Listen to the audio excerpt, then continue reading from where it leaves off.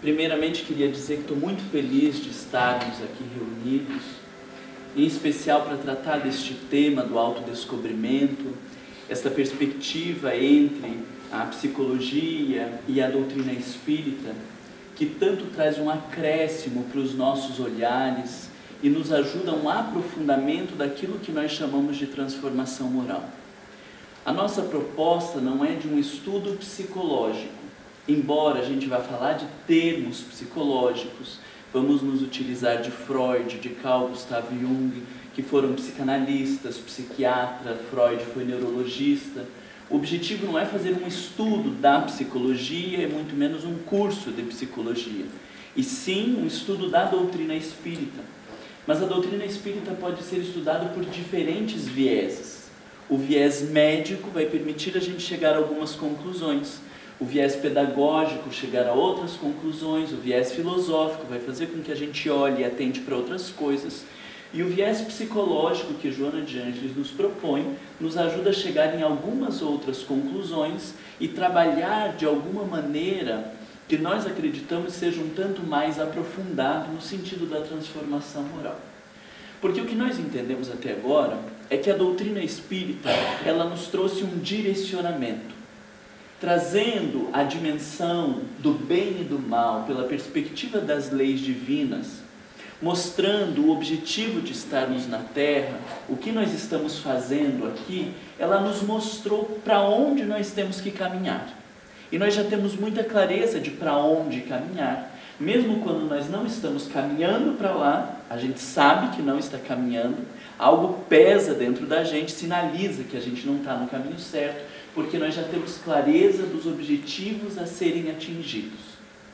Mas a psicologia, ela vai nos trazer o caminho para realizarmos. Porque nós olhamos a meta final, a busca por espíritos puros, o processo de transformação moral que todos nós desejamos. Mas existe um percurso, existem etapas, existem passos que precisam ser dados num processo gradativo para que a gente alcance aquela meta. Assim como ao longo de uma formação, nós queremos ser médicos, psicólogos, professores, engenheiros, mas existem fases, existem etapas que não podem ser puladas, que não podem ser negligenciadas, sob risco de não nos tornarmos aquele bom profissional. Então, o que a psicologia vem nos trazer é esta decomposição dos processos que nós precisamos desenvolver para chegar àquela meta de espíritos puros. Porque se não tivermos clareza deste processo, o que nós acabamos fazendo e que muitas vezes temos feito é apenas a aquisição de máscaras que têm cara de espíritos puros. Então nós sabemos que ser uma pessoa orgulhosa ou arrogante é completamente contrária àquela meta final da pureza espiritual. Sabemos ou não sabemos isso? Sabemos. Então, no vocabulário bem simplista, ser orgulhoso é bonito ou é feio? É feio. É feio. Então o que a gente faz com o orgulho? Enfia em algum lugar, não interessa onde, mas a gente precisa se livrar desse negócio, porque se a gente tiver esse negócio, a gente não vai alcançar nossa meta. O que a psicologia vem nos mostrar é o que a gente faz com esse negócio, porque a gente enfia em algum lugar, acredita que não tem mais aquele comportamento. E o mais triste, as pessoas acreditam que também a gente não tem mais aquele comportamento. Fica todo mundo numa mentirada louca, mas inconsciente, achando que nós já estamos lá quase chegando. Quando na verdade nós ainda estamos muito longe.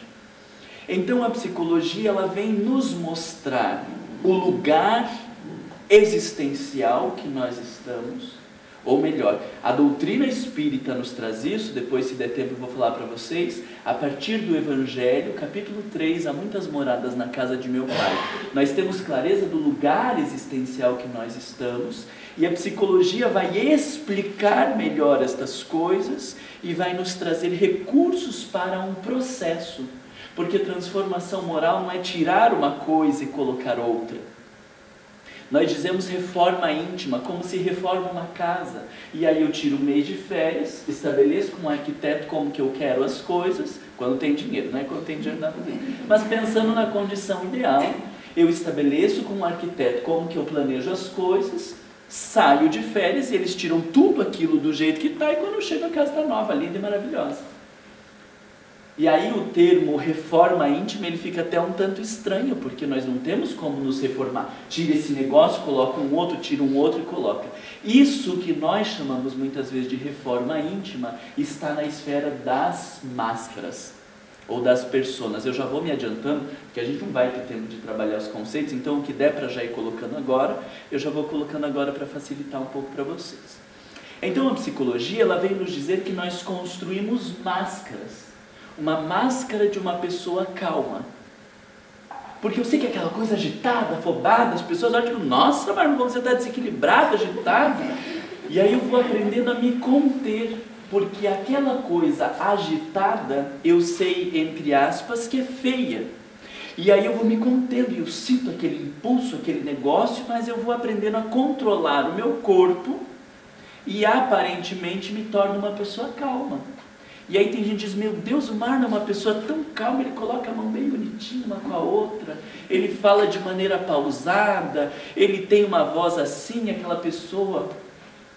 Mas talvez isso não condiga com o que está lá dentro, porque nós conseguimos construir uma máscara de calmaria.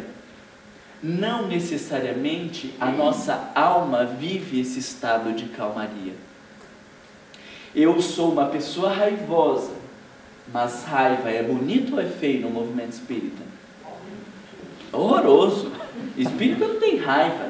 Espírita é uma pessoa calma, serena. Espírita não se vinga, espírita não agride, né? A minha avó dizia assim, o problema é que está gravando essa parte, vocês editam, né? A minha avó, às vezes, eu me descompensava, assim, uma pessoa sempre muito expansiva, ela dizia, ué, você não é espírita? Eu dizia, agradeça que eu sou espírita, porque se eu não fosse, eu dava na tua cara. Mas por ser espírita, eu consigo agora só me enraivecer, né? Mas nós temos essa cultura de que espírita, então, não se enraivece, espírita é uma pessoa pacífica, é uma pessoa bondosa. E aí o que a psicologia veio dizer é, olha, desculpa, mas esse negócio que vocês estão achando que transformou lá dentro, transformou só aqui fora. E isso a psicologia vai dizer que são as máscaras, ou são as personas. Mas qual que é a grande desgraça das máscaras ou das personas? Não é nós termos máscaras, porque se em algum momento alguém de vocês aqui me trata mal, eu vou colocar uma máscara de pessoa bondosa, porque não cabe aqui eu me exaltar, ainda mais na posição que eu me encontro. Por mais raiva que eu esteja sentindo, que esse negócio exploda lá dentro, mas aqui nós precisamos manter uma linha dentro da proposta que nós estamos estabelecendo. Mas eu tenho clareza de que eu fiquei morrendo de raiva e que se tivesse numa arena eu pegava uma faca e passava perto daquela pessoa. Não matava, porque a gente aprendeu que matar não é muito bom, se transforma em obsessor quando desencarna, então a gente precisa manter encarnado, né? Sob os nossos olhos.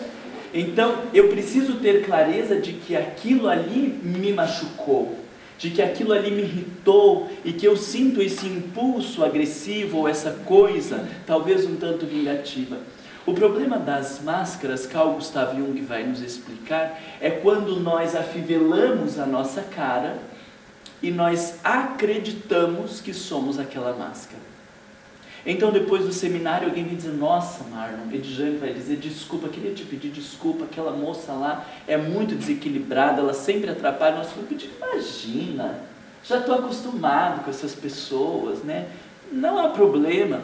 Mas depois, em todos os lugares que eu vou e que perguntam como que foi o trabalho lá em Colônia, eu vou dizer, foi ótimo, mas tinha uma mulher E aí eu falo pro outro, na hora que tem que voltar em Colônia eu já faço uma brincadeirinha que o Valdemir vai me buscar, e aquela vai estar, né? Mas, pelo amor de Deus, e aí eu acho que eu consegui trabalhar aquele conteúdo, eu acredito que eu sou uma pessoa serena, que não se incomodou, mas por dentro eu vou ter um monte de indicativos de que aquela coisa não estava bem resolvida dentro de mim.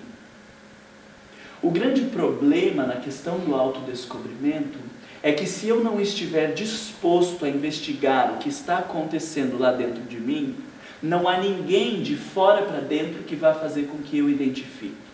Então Valdemir olha e diz, nossa, Marlar, você ficou mexido, hein? Você não parou de falar daquela mulher?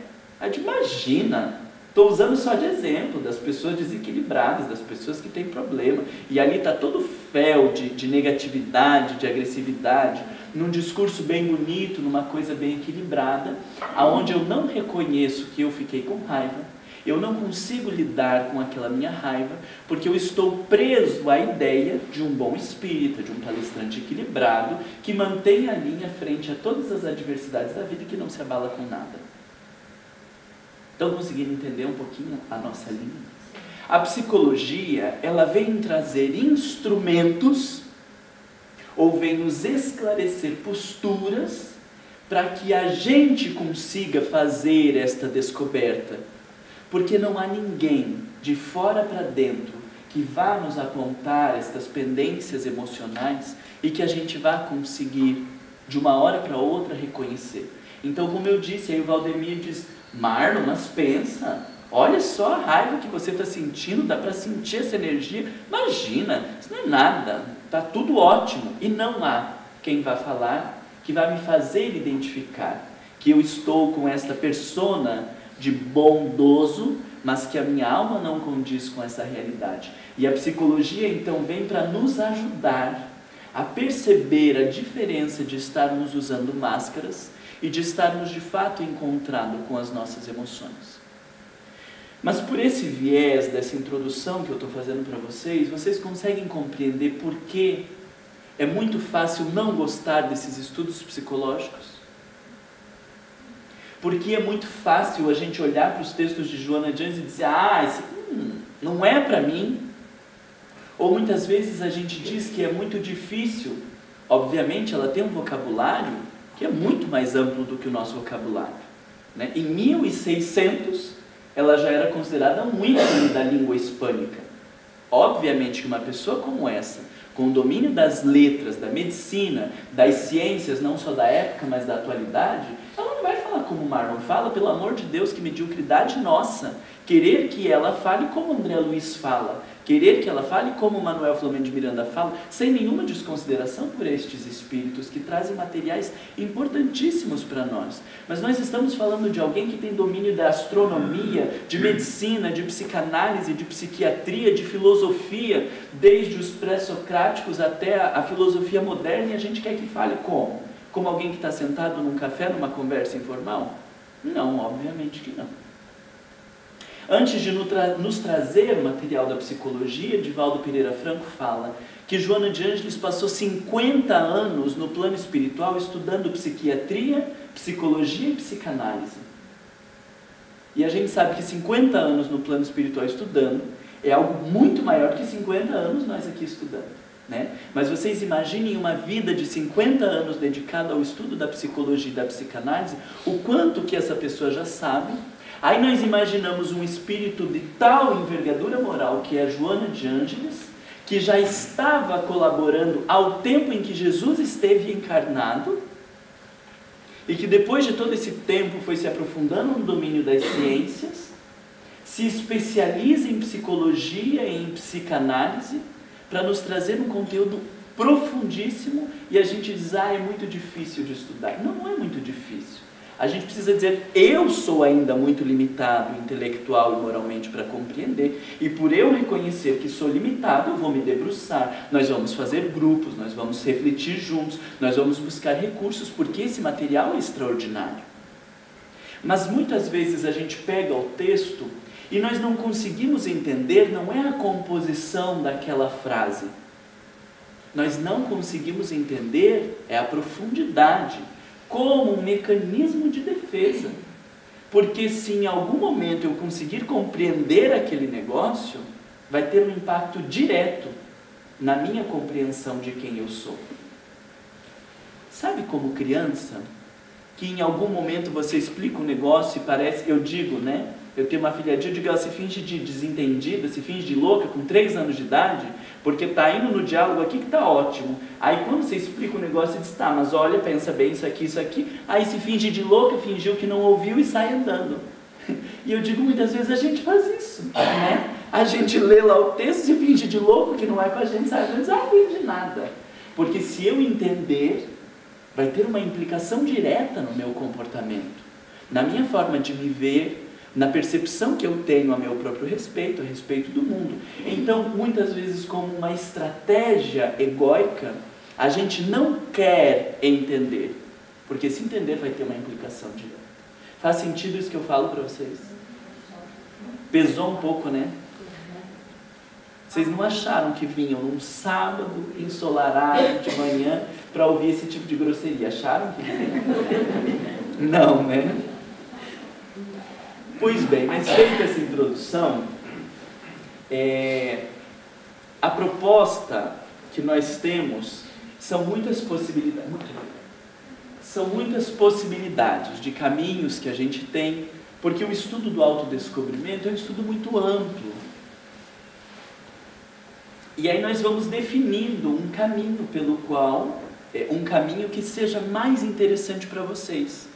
Eu não sei o quanto de leitura que vocês já têm a respeito do autodescobrimento, o quanto que vocês têm de reflexão, se tem ou se não tem leitura, o que acha, o que entende. Então eu quero ter o cuidado de ir trazendo na medida que vai fazendo sentido para vocês, e quero que vocês se sintam à vontade de fazer perguntas, questionamentos, para que a gente vá caminhando nesse sentido do que lhes interessa. Eu não tenho como trazer tudo que eu estudei sobre autodescobrimento nesse período que a gente vai estar aqui.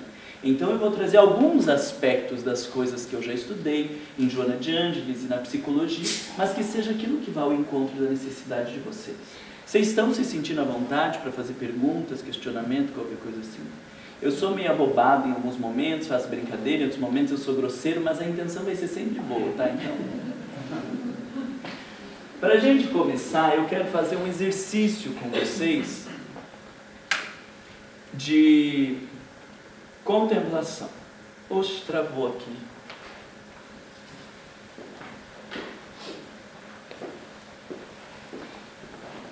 Enquanto a gente vai fazer o exercício, alguém poderia diminuir só essa luz aqui para a gente trabalhar com uma imagem, depois a gente volta, tá?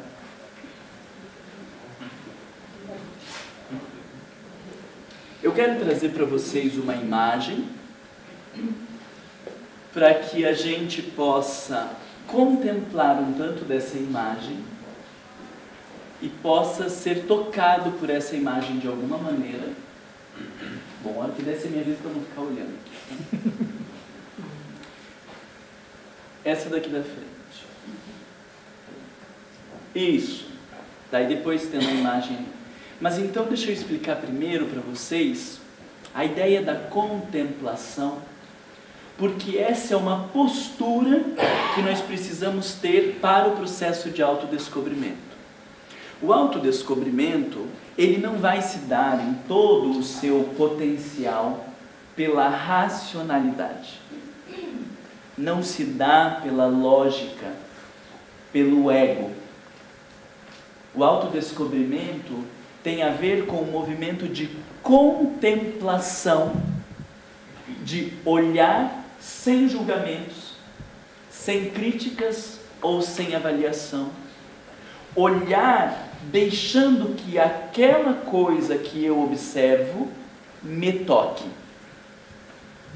A nossa forma de olhar é a gente tocando a coisa. Então eu olho para o copo e digo, nossa, que copo grande!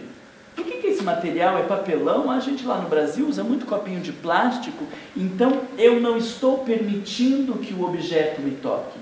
Eu estou interferindo no objeto. Eu olho, faço uma análise, faço uma síntese, uma reflexão, uma avaliação. Eu penso algo sobre aquilo.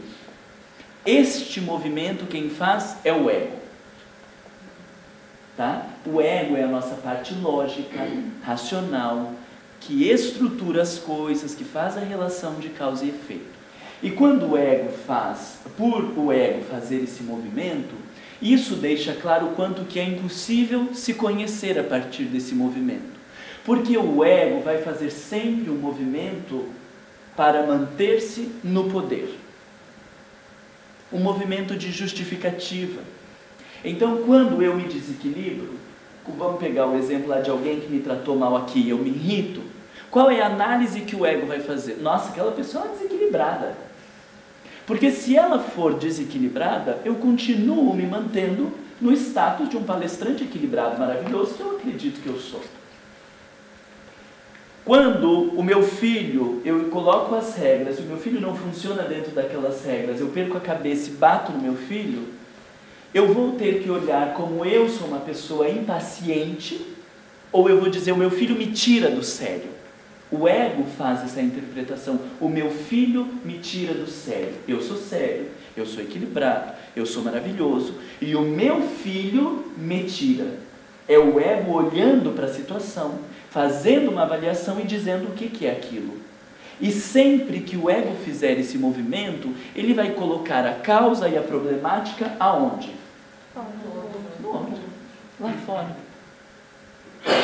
Então esse é um movimento natural que nós fazemos. Mas para se conhecer, o ego precisa sair do centro da situação.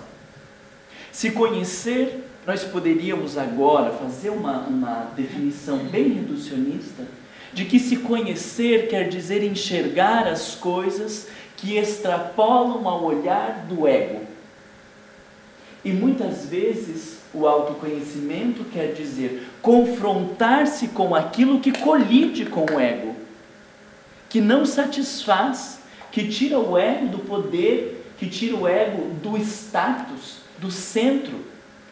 Então não dá para se conhecer fazendo o movimento egóico. Para que a gente se conheça, a gente precisa fazer o exercício de tirar o ego do centro, para que uma outra parte possa aparecer. E isso tem a ver com o movimento de contemplação. Contemplar quer dizer parar, colocar o ego de lado e deixar que a imagem me toque e que ela fale para mim, e não eu fale para ela. Vocês já devem ter visto ou já devem ter vivido essa cena de parar na frente de uma obra de arte e contemplá-la. Há quem vai sentar na frente de uma obra de arte e vai dar uma aula.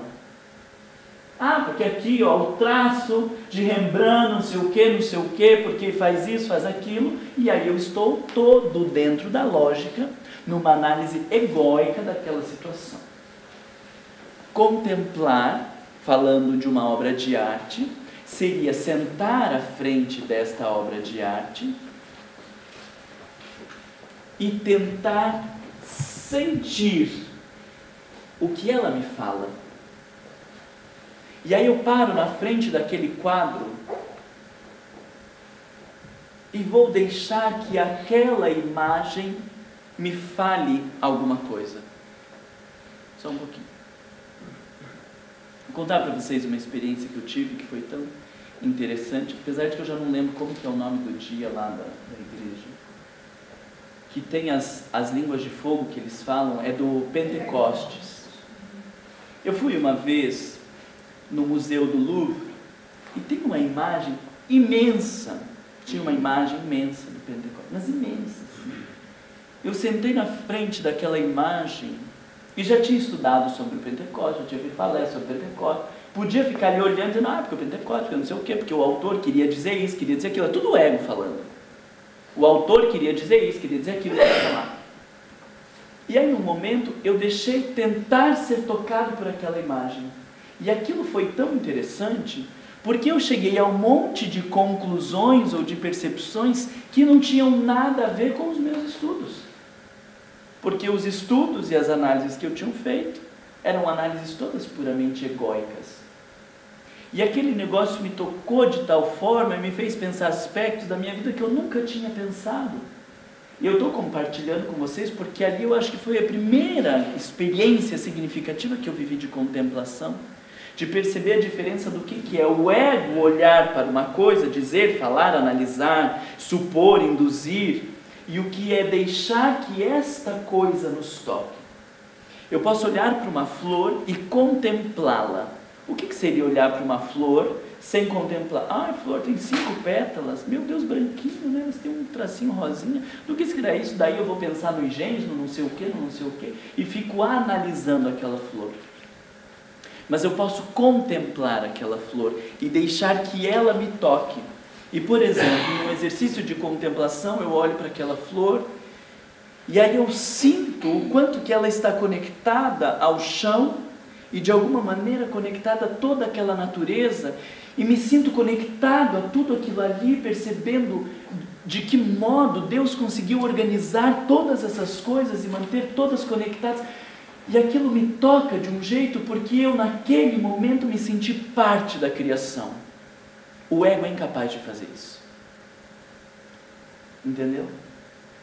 Eu posso dar uma palestra sobre nós como parte da criação. E aí eu falo, explico o cosmos, a física quântica, e falo um monte de coisas de eu como parte da criação. Mas este momento do sentir e do estar conectado não é o ego que faz. Vocês estão entendendo um pouquinho da ideia onde eu quero chegar?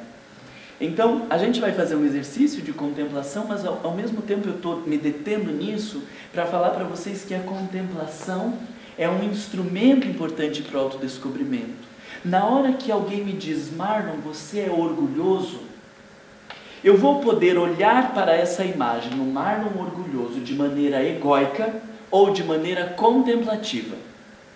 Perceba a diferença. De maneira egóica, Edjane diz, nossa, Marlon, como você é orgulhoso. Eu digo, mas orgulhoso todo mundo é, né? E também naquela situação e tal. E aí eu estou respondendo àquela imagem de maneira egóica. O que seria o exercício contemplativo disso? Nossa, Marlon, como você é orgulhoso. E eu vou tentar olhar para isso. Orgulhoso.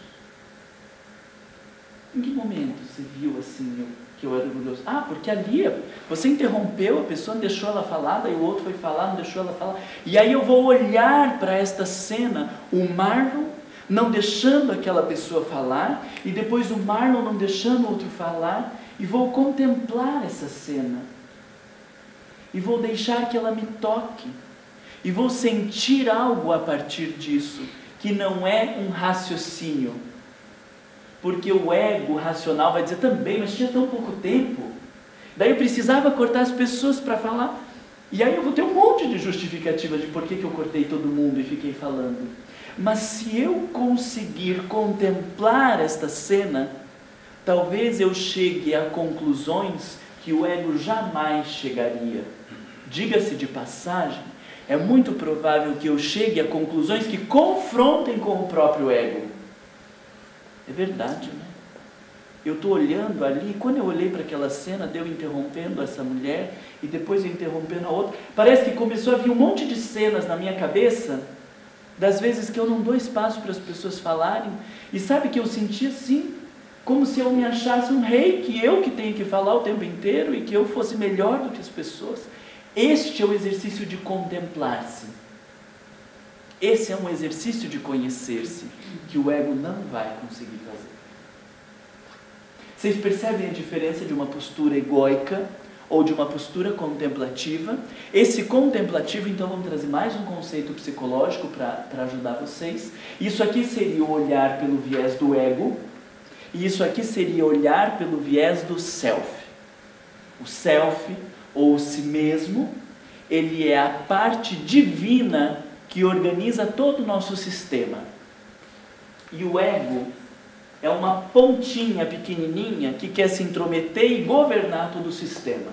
Vocês imaginem como se existisse uma grande instituição, um condomínio de casas ou uma escola, e existe o dono daquela escola. E o dono daquela escola contrata um secretário para ficar lá na portaria, para organizar as coisas, quem entra, quem sai, para avisar e tudo mais, e dar uma gerenciada nas questões administrativas. O self é o dono de toda aquela instituição. É ele quem governa, que decide, e não só por uma questão de poder, mas de sabedoria, porque o self é o aspecto divino. O self é o aspecto que faz com que Jesus diga: vós sois deuses, vós sois a luz do mundo. É o aspecto divino que existe dentro de todos nós. E o ego é o secretário que está lá na portaria. A forma como nós vivemos é como se o ego que está lá na portaria achasse que ele é o dono do lugar. E ele que vai querer mandar quem que entra, quem que sai. Eu queria falar: não tem tempo de falar, fala comigo mesmo, o negócio vai ser assim, sou eu que resolvo, e eu que vou dar conta disso. Somos nós. Nós tomamos partido, organizamos, determinamos todas as coisas conforme o nosso olhar egóico. A contemplação e o autodescobrimento é ajudar este ego a dizer: meu bem, é só o porteiro, é só a secretaria. Você precisa se submeter a algo muito maior, a uma regência divina que está aqui para governar toda a instituição. Sai da ilusão de que você está no centro, porque quem está no centro é o self. Nós ainda somos regidos pelo ego. Achamos que nos conhecemos, que somos donos de nós mesmos, que sabemos das nossas intenções, dos nossos interesses, das nossas vontades. E tudo que não se submete às questões egóicas, a gente vai entender como um acidente de percurso. Por exemplo, uma doença. A doença, nós não interpretamos ou ainda não aprendemos a interpretar como um comunicado do self de que algo não está bem. Nós interpretamos como um acidente de percurso, porque o ego vai olhar para a doença como uma ofensa, como um problema, e que eu preciso de uma medicação para suplantar esse problema. Quando o ego descobre que ele não é o centro, ele vai tentar perceber na doença um convite para rever posturas e comportamentos, porque o self está sinalizando que alguma coisa não está bem. Consegue entender a diferença? Pode ser que depois sobre um pouco mais de tempo para a gente falar das doenças. Mas trouxe primeiro esse exemplo só para a gente entender que existe um grande gerente. Os sonhos, nós também vamos entender como manifestações do self, para tentar nos mostrar coisas, organizar coisas, compreender coisas que estão dentro de nós. Mas, em geral, os pesadelos, aquilo que nós chamamos de pesadelos, com raras exceções dos desdobramentos espirituais, aquilo que nós chamamos de pesadelo, ele é um pesadelo para o ego, porque é o ego que está sendo perseguido, é o ego que está sendo ofendido ou maltratado. Mas, em geral, aquilo que nós chamamos de pesadelos num processo de análise são os sonhos mais profundos e significativos que as pessoas têm. Porque está sinalizando um confronto do que está acontecendo dentro do sujeito, entre o ego e o self. Contemplar ou se conhecer quer dizer tentar enxergar as coisas pelo ângulo do self. E não do ego, que logica, que justifica, que racionaliza para tentar manter-se no centro das coisas. Até aqui foi bem para vocês? Bem que nós já trouxemos 3 conceitos, né? Ego, persona e self. Então eu queria que você olhasse para esta imagem e contemplasse, ou seja, deixar-se ser tocado por ela, não tocá-la, mas deixar que ela te toque, que ela fale algo para você, que ela desperte algum sentimento, alguma sensação, algum pensamento, que ela direcione algo dentro de você.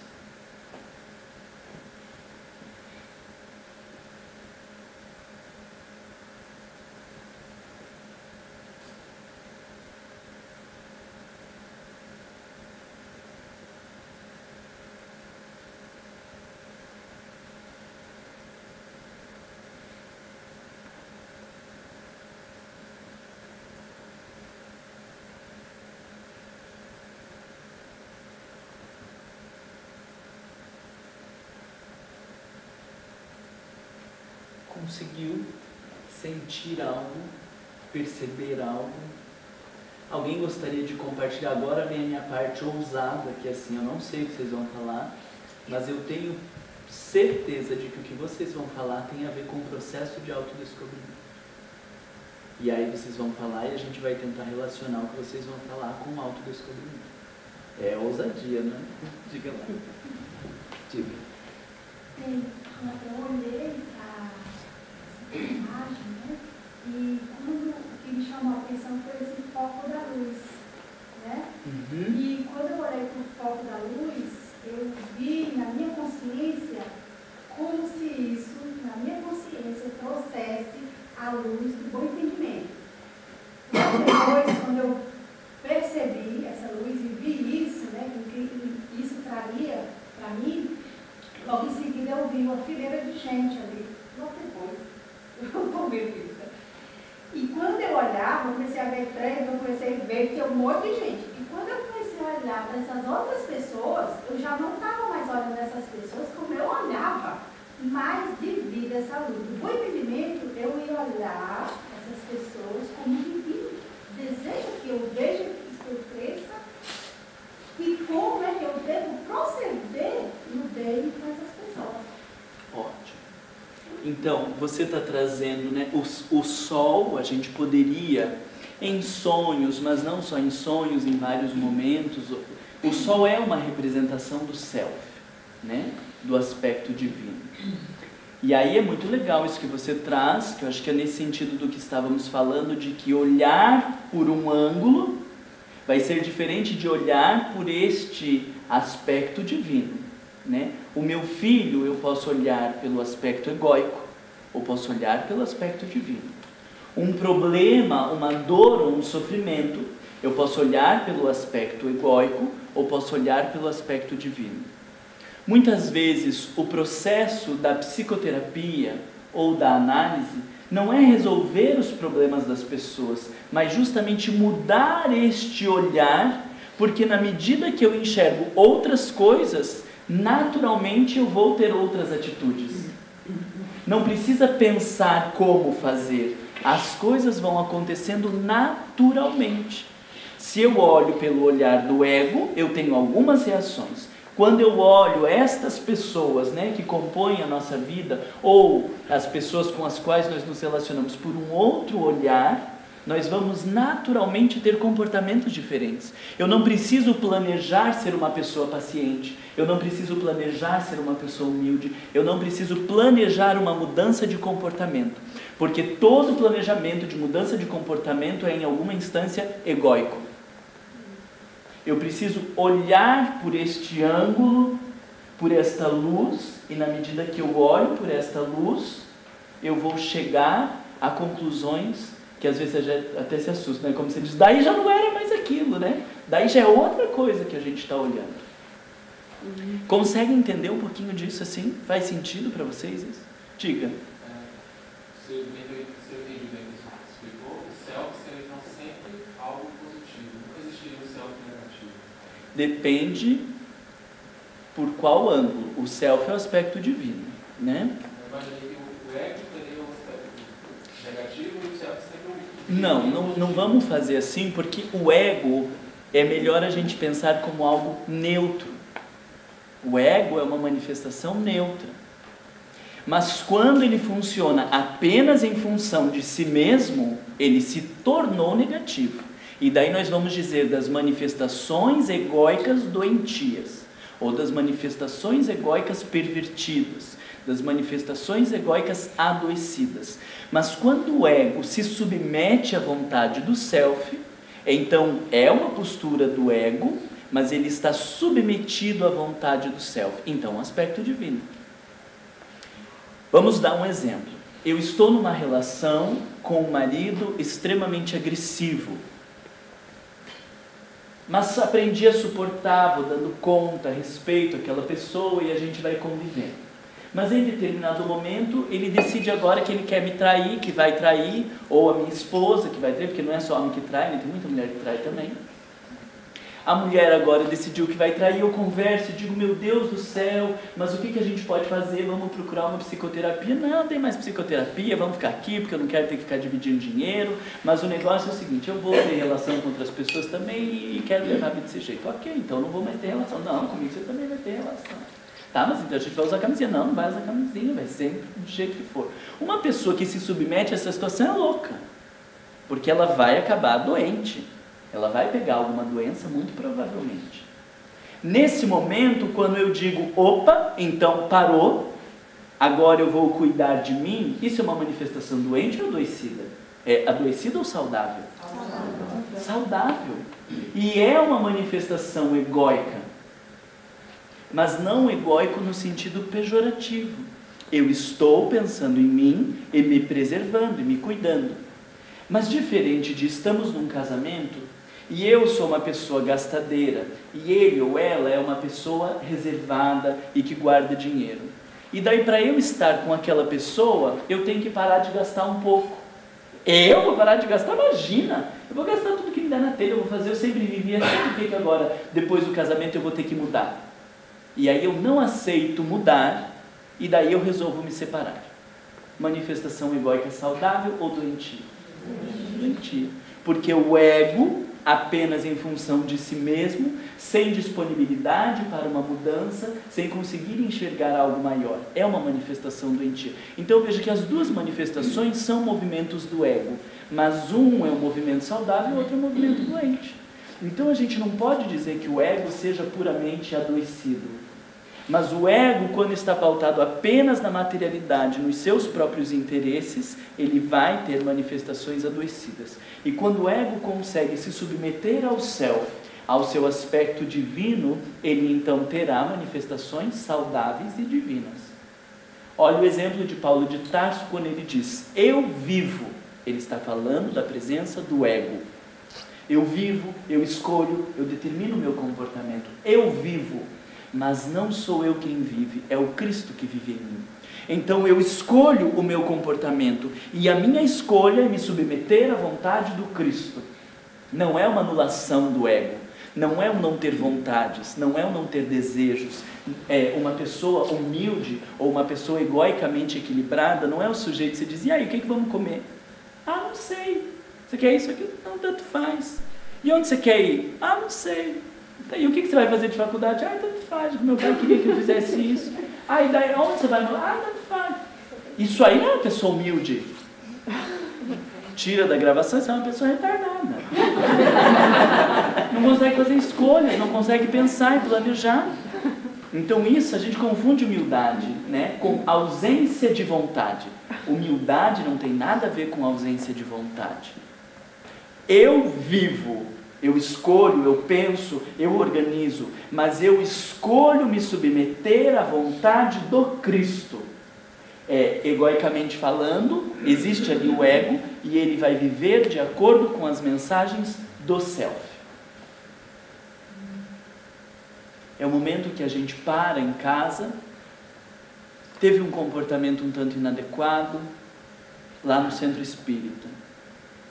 E eu vou o caminho inteiro dizendo, porque tinha que falar mesmo, porque eu já não aguento mais, porque não sei o quê, porque não sei o quê. E aí a gente vai justificando, é tudo ego, falando, né? Vai com a colega ali junto, né? Tricotando, falando mal de todo mundo. Aí desce, né? Vocês já viram uma, aí desce, já liga no telefone, já continua falando, porque não deu tempo ali de falar tudo. Aí depois que termina, eu tomo um banho, me alimento, leio uma página do Evangelho, uma palavra enobrecedora, alguma coisa, e vou relaxar ou vou meditar. Na meditação é o momento onde o ego silencia. E nesse momento o self pode se manifestar. E vem na minha consciência um certo peso dizendo, Marlon, não precisava ter tratado a pessoa daquela maneira. O ego pode se assustar com isso e logo retomar a rédea das coisas. Como que não? Claro que tinha, porque ela merecia, porque não sei o quê, porque ela está pensando o quê. O ego retoma as rédeas da situação, ou eu continuo dando espaço para a manifestação divina. será que eu precisava mesmo? Então, nossa, eu estava com tanta certeza que eu tinha que responder aquilo, mas agora eu senti alguma coisinha dentro de mim dizendo que talvez não precisasse. E aí eu vou entrar nessa reflexão de que talvez não precisasse ter respondido daquela forma, que isso é porque sempre que as pessoas não fazem o que eu quero, eu respondo daquele jeito, eu reajo daquela maneira, e aí eu estou me abrindo para perceber algo que o ego não estava conseguindo perceber. O quanto eu me desestabilizo quando as pessoas não se submetem à minha vontade. Se nós não pararmos, nós não damos espaço para a manifestação do divino dentro de nós. Entende isso? E aí isso nos explica por que a gente muitas vezes não quer parar. Porque se parar, vai ter que ouvir coisas que a gente não gostaria. Então a gente está o tempo inteiro no Facebook, e eu digo que aquele feed notícia, sabe feed notícia? Aquilo foi feito pelo inimigo, só pode. Porque você vai passando aquele negócio, não termina nunca. Sempre tem alguma coisa mais para você ver.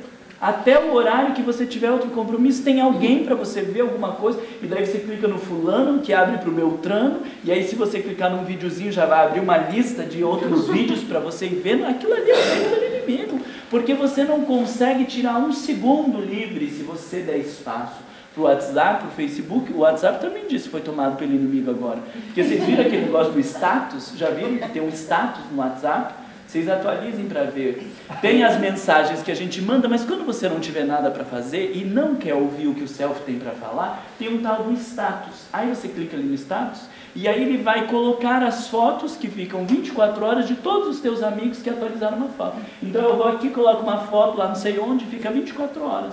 Uma frase, uma música, um negócio. Então dá para você ficar ocupado até a hora que você estiver exausto para deitar e dormir. Porque se eu chegar em casa e ficar em silêncio, talvez eu vá ter que ouvir o meu inconsciente. Olha o nível de loucura de uma pessoa. Ela dizia assim: eu estava na sala e eu ia para a cozinha, TV em todos os ambientes. Antes de desligar a TV da sala, ela ia para a cozinha, ligava a televisão, aí ela voltava para a sala, desligava e já estava garantido o barulho. E depois ela começou a pensar que ela tinha tanta coisa dentro dela, que talvez no intervalo entre desligar a TV da sala e ir até a cozinha e ligar a TV da cozinha, talvez nesse instante o inconsciente dela se manifestasse. E ela não dava brecha nenhuma para o inconsciente se manifestar. E a gente faz isso no dia a dia, ocupado com um monte de coisas, e se não tiver nada para ocupar, o ego dá um jeito de ficar falando, pensando, planejando. A gente está planejando o dia de amanhã, depois de amanhã, o que vai ser, o mês que vem, o ano que vem, as férias que vem. Fica pensando em alguma coisa, porque se o ego parar, ele vai ter que ouvir a manifestação do céu. Então a gente fica no celular, conversando com as pessoas. A gente entra em casa e já liga o som, faz alguma coisa, porque se nós pararmos, nós corremos o risco de ouvirmos as coisas que a gente não quer ouvir. Perceber os sentimentos que a gente não quer perceber. Eu vi muitas e muitas vezes a cena das pessoas chegarem no consultório, esse discursinho barato que a gente tem do: oi, tudo bem? Tudo bem. A gente nem pensa se está tudo bem ou não está tudo bem. Muitas vezes a gente responde um tudo bem com uma outra pergunta se está tudo bem. Ninguém responde ninguém, porque a gente também não quer saber como que está. Mas a gente fala isso. E as pessoas sentarem na poltrona, começarem a falar e começar a chorar. Dizer: meu Deus, Marlon, mas o que é isso? Teve uma vez que me chamou de bruxa. Você é um bruxo? O que é isso? Estava tudo tão bem. Eu digo: opa, pera lá. Estava tudo tão bem aqui na superfície, mas tinha um monte de coisas que não estavam bem lá dentro, e que a pessoa não conseguiu, ou melhor, por um tempo ela conseguiu manter aquilo silenciado. Aí quando ela senta na poltrona, num ambiente de acolhimento, de segurança, onde se sente protegida, não julgada, que olha para alguém que não vai falar nada, e eu fico em silêncio esperando os pacientes falar. Se levar 10 minutos, a gente fica 10 minutos em silêncio. A gente nem tem hábito de ficar em silêncio, me constrange.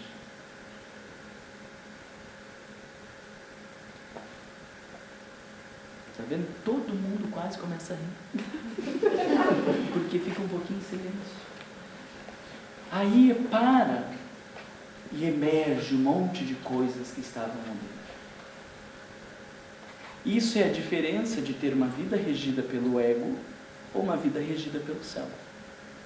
Nós ainda somos completamente egóicos e o autodescobrimento é o grande marco nos mostrando que nós somos só o secretário lá da portaria e de que existe algo muito maior a nosso respeito, que existe uma direção muito mais sábia a nosso respeito, que deveria governar e dirigir a nossa vida, que não o secretário da portaria. Vocês estão entendendo, né? O que é esse negócio muito maior, a gente não sabe. Mas Freud vai dizer que o psiquismo humano poderia ser comparado a um iceberg. O iceberg, nós temos ali 5 ou 10% de toda a constituição daquela pedra. Apenas 5 ou 10% está acima do nível do mar. E todo o resto está lá dentro. E ele vai dizer, a primeira análise que ele faz do inconsciente é de que nós temos na consciência esses 5 a 10% e existem um monte de outras coisas a nosso respeito que nós não conhecemos. Não é que eu conheço e digo, ai não, isso eu não vou olhar. Eu não sei. Não sei. Ok? Porque quem sabe e diz que não sabe é mentiroso. E autodescobrimento não tem a ver com o sujeito que mente. O autodescobrimento tem a ver com as coisas que estão encobertas, com aquilo que de fato eu não enxergo. Eu não sei o que tem atrás daquela tela. E se alguém disser tem um monte de monstros, vamos supor que aqui seja eu, né? Um monte de monstros porque viram alguma coisa atrás da tela, eu vou dizer, não tem, imagina. Olha a paisagem maravilhosa, olha tudo como é lindo. E tem um monte de monstros lá atrás, mas eu não os reconheço. E por isso eu vou negar até o fim que não tem. Mas talvez tenha. Talvez tenha. Melhor dizendo, tem. No nosso nível evolutivo, tem. Não lembro onde que eu ia chegar quando eu comecei a ser raciocínio. Ah, tá. Freud, ele fala de um iceberg, 5%, talvez 95% desconhecido daquela pedra. O Jung depois vai fazer uma analogia de que aquilo que eu tenho na consciência, do que eu consigo pensar a meu respeito e do que eu sei que eu sou, é uma rolha num oceano. O que é uma rolha num oceano? Então, quando eu pergunto para você quem você é, a resposta que você vai dar é do que você consegue enxergar desta rolha.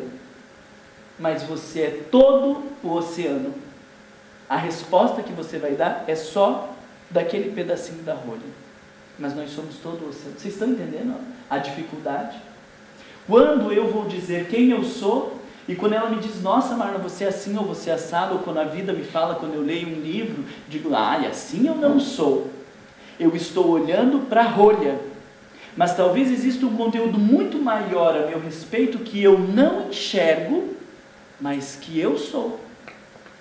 E por que então se transforma em algo tão importante a questão do autodescobrimento? Porque nós vamos ler o Evangelho e vai dizer, isso aqui não sou. E a gente não se reconhece. Porque o ego não quer se reconhecer naquilo. Tem uma palestra sobre a inveja. Ele diz, nossa, fulano tinha que estar aqui. A palestra foi toda para ele. Mas se ele tivesse aqui, ele ia dizer, o Marlon tinha que estar aqui. E se os dois estiverem aqui, ele fica pensando, será que está prestando atenção? Será que está prestando atenção? E nem presta atenção, porque eu acho que aquilo não é para mim. Porque eu não enxergo o Marlon invejoso que existe dentro de mim. Porque eu enxergo só aquela partezinha da rolha. Mas existe um mundo imenso que me compõe E é muito possível que exista um Marlon orgulhoso boiando nesse oceano todo aí, mas como ele não está nesta rolha que é só o que eu enxergo, eu digo, não sou. Não me serve. Essa palestra não é para mim. E se alguém vier e disser, Marlon, como você é invejoso, eu digo, imagina, é inveja espírita, inveja branca. Esses dias eu ouvi a inveja lilás, que a inveja e o lilás é a cor da espiritualidade. Então existe a inveja lilás, que é uma coisa divina, uma coisa espiritual da inveja. Eu digo, meu Deus, você tem vergonha na cara de falar de inveja lilás? Pelo amor de Deus, assume que é invejoso e pronto, né? Mas não tenho inveja. Aí eu olho lá o cara que coordena aquele estudo, olho o presidente, alguém fazendo a palestra, alguém daí diz, nossa, que bom que foi aquele lá, o Divaldo, achei bom, mas ele fala um pouco ruim, assim, a gente não consegue acompanhar muito, né? Ele é meio antipático também, a gente sempre vai ter alguma coisa para falar, e isso denota nossa inveja. Porque a gente não consegue olhar o triunfo alheio e puramente admirar, a gente vai dar um jeito de dar uma diminuída, né? Olha um homem bem mais velho com uma moça bem mais nova e vai dizer, deve ter dinheiro, né?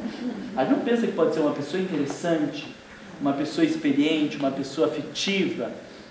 Se for velhinho com uma moça nova, então a gente tem certeza que era por causa do dinheiro.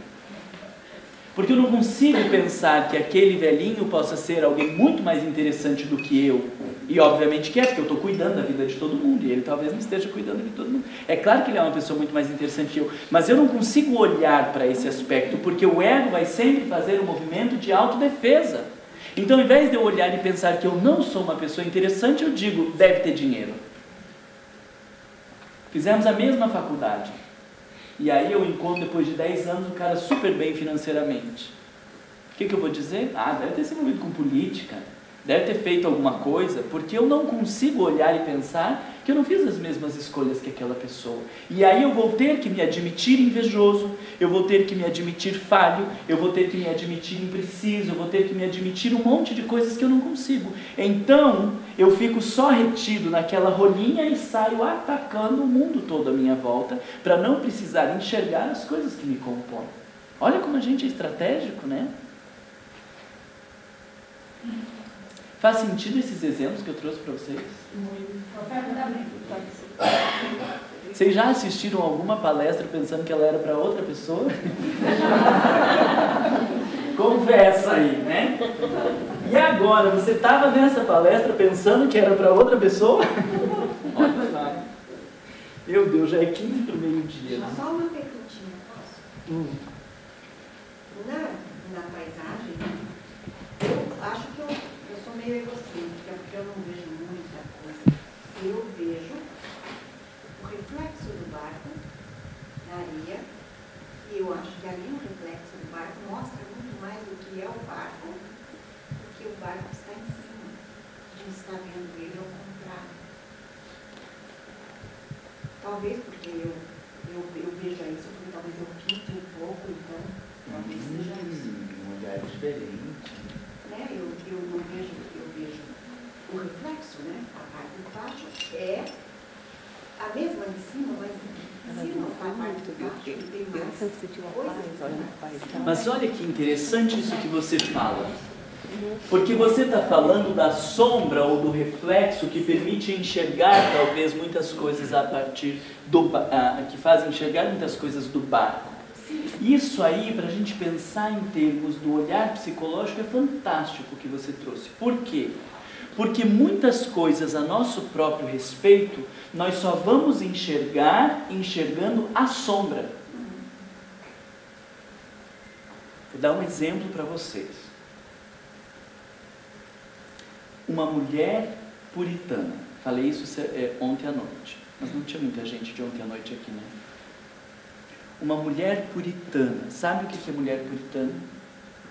Mulher puritana é aquela pessoa que, meu Deus, não pode falar de sexo, ai que coisa horrorosa, olha a calça que ela está usando, olha o decote dela, ai que mulher indecorosa, e aí tudo vê sexo E tudo tem um julgamento pejorativo da sexualidade das pessoas. Reconhecem a ideia de uma mulher assim? Joana de Ângeles vai dizer: por trás desta mulher puritana há uma alma com perversos e exacerbados desejos sexuais. Fala isso para ela. Ela manda matar você, mas ela não vai aceitar. Eu estava uma vez num grupo de jovens, e aí nós estávamos num círculo assim, falando sobre autodescobrimento, e daí eu falei: tem alguém puritano aqui? E falei brincando, mas digo: não levanta a mão. E a menina já tinha levantado a mão.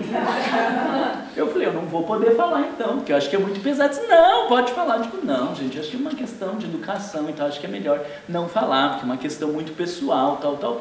Não, pode falar, eu sou puritana mesmo, eu assumo. Eu falei: gente, acho que não cabe. Aí insistiram tanto que ela falou: tá bom, então eu vou falar. Aí trouxe a frase, Joana de Ângeles, dizendo os desejos perversos, exacerbados. A menina foi mudando a cara dela, assim, uma cara de ódio, assim, pra mim. Eu digo: você me desculpa, mas já que vocês pediram.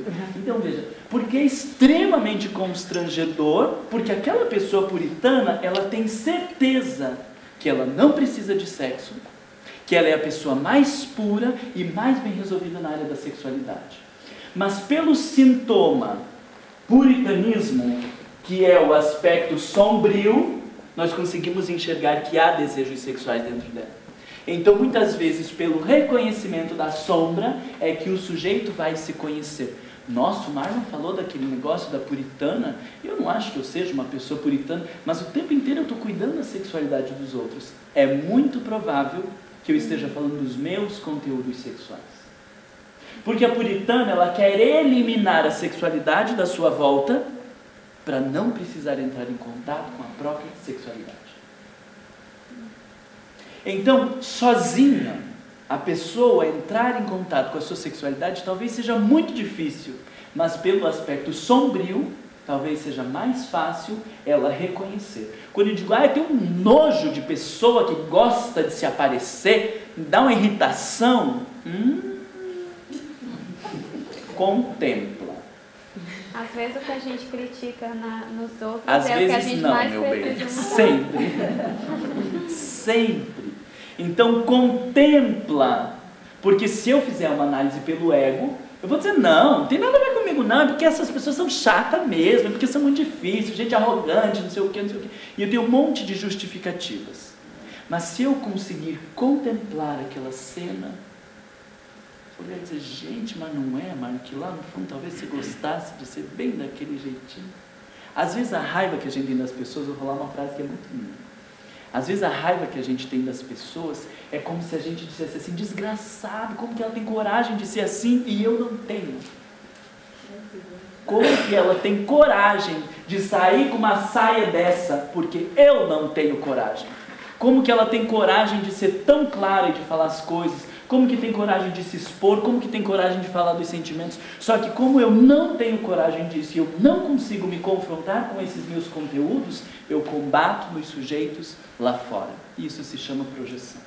Todo conteúdo que nós nos irritamos, todo conteúdo que exaspera dentro de nós, ele fala daquilo que existe dentro. Porque quando eu toco aqui na perna dela, eu só tocou na perna. Mas se tiver uma ferida e eu tocar aqui na perna dela, ela vai gritar. Quando nós temos reações emocionais, é porque os nossos complexos aqui foram tocados. O ego vai tentar justificar lá fora. Mas se nós fazemos o exercício de autodescobrimento, nós vamos entender que algo foi tocado aqui dentro. Então, nós já podemos, por essa lógica do aspecto sombrio, entender que tudo aquilo que causa uma revolta, um mal-estar dentro de nós, fala muito mais de nós do que do outro. Mas Marlon, eu tenho certeza que aquela pessoa é arrogante. Não estamos discutindo a pessoa. Pode ser que ela seja e pode ser que ela não seja. Pode ser que eu esteja só enxergando a minha arrogância naquela pessoa. Mas pode ser que a pessoa de fato seja arrogante. Não interessa. O que interessa é que se mexeu dentro de mim, é porque tocou na minha arrogância. Mas, Marlon, eu não enxergo a arrogância dentro de mim. Obviamente, por isso que projetou. Porque se enxergasse, não projetava. Eu nunca tive uma postura arrogante assim. Por isso que está projetando. E olha no outro. Porque se tivesse, se enxergasse, não projetava. Se conhecia e pronto. Mas como eu não consigo e não quero enxergar dentro de mim, eu de fato não vejo que eu ajo assim. Mas quando eu olho o outro, eu vejo que isso faz parte de mim. E na hora que eu começo o exercício da contemplação, dizendo, puxa, o Marlon disse que quando a gente se irrita, que se a gente é arrogante, é que talvez a gente seja. Lembra de volta. Eu vou fazer uma análise egóica, e aí eu já vou ter um monte de explicações que não é bem isso. Ou eu vou fazer uma análise contemplativa. Vou dizer, em que lugar eu sou arrogante? Em que momento eu gostaria? Como? E aí eu vou deixando aquele negócio tocando. E naturalmente o nosso inconsciente vai fazer a gente enxergar posturas arrogantes que a gente não via. E aí eu paro e digo assim, nossa, será que aquela vez eu fui arrogante? Vou lá, converso com minha amiga e digo, você acha que aquele dia lá eu fui arrogante? Tem que ver com quem que a gente pergunta, né? Porque vai ter pessoas que a gente vai perguntar a serviço do ego, eu tenho certeza que ela não vai falar que eu era arrogante, tá vendo? Já perguntei para as pessoas, elas disseram que eu não era arrogante. Mas tem pessoas que a gente vai perguntar, ela vai dizer, olha, Marlon, já que você está perguntando, vou aproveitar e falar, eu acho mesmo que você foi arrogante. E aí começa a descortinar um mundo de comportamentos arrogantes que eu não enxergava. E eu tinha certeza que não era. Mas como agora eu me abri para esta possibilidade, o inconsciente começa a jogar situações que vão me fazendo enxergar. Não precisa ninguém apontar o dedo. Se a gente se abre, naturalmente as coisas vão aparecendo. Porque o autodescobrimento não é uma técnica, é uma postura que a gente tem de abertura. Todos os livros que eu leio, todas as palestras que eu assisto, todos os temas, as pessoas que eu me incomodo, elas falam do meu mundo interno. Então eu estou aberto para reconhecer essas coisas. Isso é autodescobrimento. Não é uma técnica, não é um questionário, não é alguém dizendo. Eu já vou trazer Paulo de Tarso, já vou trazer Pedro, para vocês entenderem a diferença da técnica e da postura. Você queria falar, você queria falar e você queria falar. Não sei quem primeiro, eu só queria perguntar como lidar então com essa culpa. Porque fica quase uma culpa, né? Quando a gente está em silêncio e está com o self, lá sempre vem aquela culpa depois. A culpa é decorrente do ego. Não do self. A culpa é decorrente do ego, porque o que quer dizer culpa? Eu não podia ser assim, eu não podia ter errado, eu tinha que ser melhor. Então o sujeito que fica se culpando é o sujeito que está se exigindo ser alguma coisa que não é. Então a culpa vai ser sempre o movimento do ego. O self traz um movimento de responsabilidade. Puxa vida, pisei em todo mundo, então agora me sinto na obrigação de pedir desculpas a todo mundo. Não se culpa. Resolve, responde, faz, organiza. O movimento da culpa, gente, mas olha que monstro que eu sou. Aonde que eu estava? Esse é um movimento egóico, porque eu queria ser lá em cima, mas eu sou só isso aqui. É uma exigência egóica, é uma postura egocêntrica. Não estou falando pensando que você se culpa, mas estou trazendo para esclarecer, porque eu sei que tem um monte de gente aqui que também se culpa. A gente vai dizer na psicologia que a culpa tem um traço narcisista, que é assim, a exigência de ser melhor, de ser mais, é que faz com que eu me culpe. Eu não podia ser essa porcaria que eu estou vendo que eu sou. Mas quem disse que não podia? Olha a escala dos mundos, aonde que a gente está? Segundo nível. Mundo de prova e expiação, mal predomina, é isso que tem para hoje. Eu não vou me acomodar.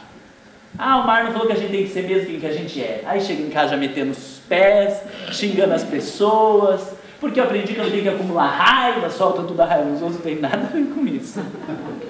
Esses são dois extremos, né? Da pessoa sem noção e da pessoa que se esconde. A gente está tentando chegar nesse equilíbrio aqui no meio, aonde eu me reconheço e não me culpo, não me deprimo, não me condeno, porque eu entendo que esse é o nosso estágio evolutivo.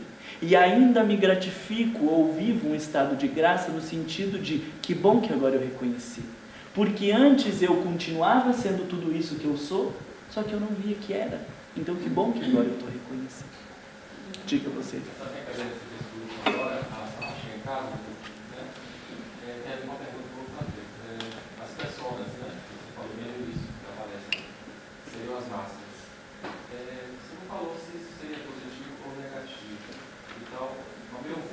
máscaras, e a própria palavra máscara tem um sentido pejorativo, mas a construção dessas máscaras para mim também é algo positivo, porque se você tem uma máscara de uma pessoa calma, que está abafando o que você realmente é uma pessoa nervosa, isso te ajuda talvez a construir uma personalidade calma. Não, vamos devagar. Não sei, eu entendi assim que poderia te ajudar. As máscaras, elas são importantes nas nossas relações sociais, né?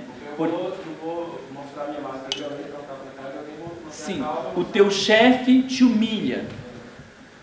O que você está pensando que é para me humilhar na cara do chefe? Perdeu o emprego, eu preciso daquele emprego. Então eu vou pôr uma máscara de um bom funcionário, eu vou pedir desculpa mesmo querendo trucidar aquela pessoa, e isso é uma máscara que eu estou fazendo uso. Se a gente não tiver máscaras, como que a gente vai conviver socialmente? Não tem como. O problema da máscara é quando eu não tenho consciência de que eu estou usando. O meu chefe me distrata, eu acredito que eu sou uma pessoa tranquila, que eu lido bem, mas daí eu chego em casa, estou assistindo o jornal, e o meu filho me interrompe, eu digo, pelo amor de Deus, você não viu que eu estou assistindo o jornal? Que coisa é essa? Todo dia você me interrompe e eu estou assistindo o jornal. Eu desloquei a raiva do meu chefe para o meu filho. A criança volta para o quarto coagida, não sabe o que aconteceu. Depois nós vamos nos culpar porque perdemos o tempo de convívio com aquele filho que a gente amava. E eu não percebi que esta raiva foi por consequência da máscara de bom funcionário que eu usei no meu trabalho. Aí eu estou no meu trabalho me sentindo usado e sou sempre solícito. Eu faço tudo, eu não consigo dizer não, eu ajudo todas as pessoas e tal. Daí quando eu chego em casa eu faço meus filhos de escravo. Estou sentado ali, tinha uma raiva que meu pai fazia isso pra gente. Pega o jornal. Como é que eu pego o jornal? Vai você pegar. Mas eu sei que quer ler. A hora que eu quero pegar o gibi, você vai dizer, você vai pegar pra mim? Cada um pega o que quiser. Né? Mas eu já sentei, então na próxima vez que eu estiver vindo, pega o jornal e senta. Não tem empregado de casa. Né? Eu tenho uns constrangimentos com isso, porque eu acho que a gente às vezes faz os filhos de empregado e não devia de fazer, não. Cada um com suas... mas eu trabalhei o dia inteiro. Gente, mas a criança também tem seus estresses, tem suas dificuldades, tem suas ocupações. O que é isso, né? Não é empregado. Mas então, assim, daí eu me submeto lá no meu trabalho, eu faço tudo para todas as pessoas e acredito que eu sou a pessoa mais querida e mais solícita. Mas se for perguntar para os meus filhos, ou para minha esposa, ou para o meu esposo, eles não enxergam essa pessoa solícita e maravilhosa. Porque lá eu não estou fazendo uso daquela massa. Mas eu acredito que eu sou uma pessoa maravilhosa. E aí eu estou lá no centro espírita e diz, vai lá para casa para ver. E a gente acha que ela está falando que ela é invejosa. Porque ela que não está fazendo palestra, mas na verdade ela está falando e denunciando as máscaras que a gente usa e não percebe que usa.